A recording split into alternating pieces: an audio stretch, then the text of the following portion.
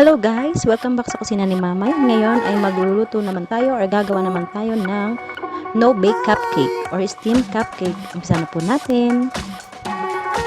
Maganda po tayo ng isang bowl. Ilagay po natin ang isang itlog at ang white sugar. Tapos po haluin lang po natin hanggang sa magka-incorporate po ang ating mga ingredients. Sunod naman po natin ang mga wet ingredients. Ilagay na po natin ang evaporated milk or fresh milk, cooking oil, vegetable oil, canola oil, depende po sa inyo kung ano pong gusto nyo gamitin, and vinegar. Pagkatapos po nyan, halo-haloin na po natin ulit ng mabuti para po mag-incorporate po lahat ng ating mga ingredients.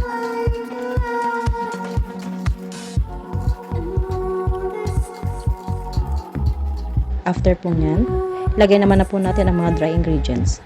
Salain po natin muna sa strainer ang all-purpose flour, baking powder, and asin po or salt. Salain lang po natin para wala pong sumamang buo-buong mga harina.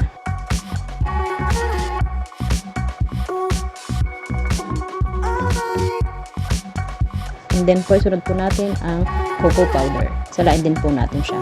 After po niya masala ang cocoa powder or ang mga dry ingredients, haluin na po ulit natin siya hanggang magsama-sama na po lahat ng ating mga inilagay na ingredients. Hanggang sa mawala na po ang mga lumps or buo-buo.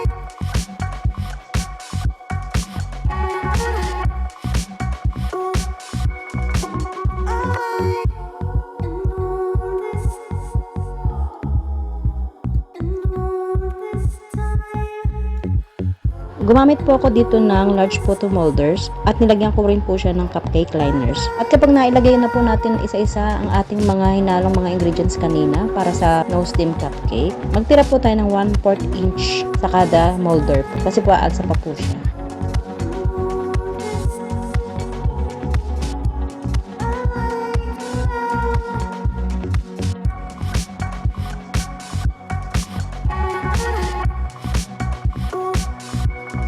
So, kanina po, nagpainit na ako ng tubig sa steamer. Kapag umuusok na po, ay ilagay na ito.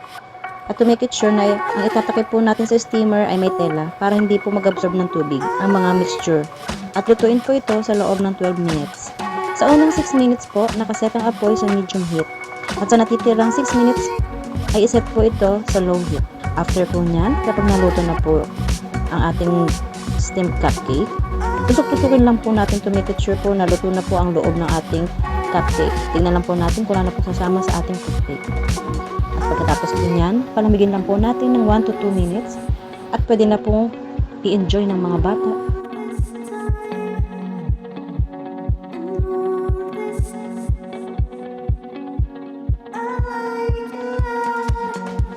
At kung nagustuhan po ninyo ang aking video, please subscribe, like, and share po sa kusina ni Mamay. Until next video po. Thank you po!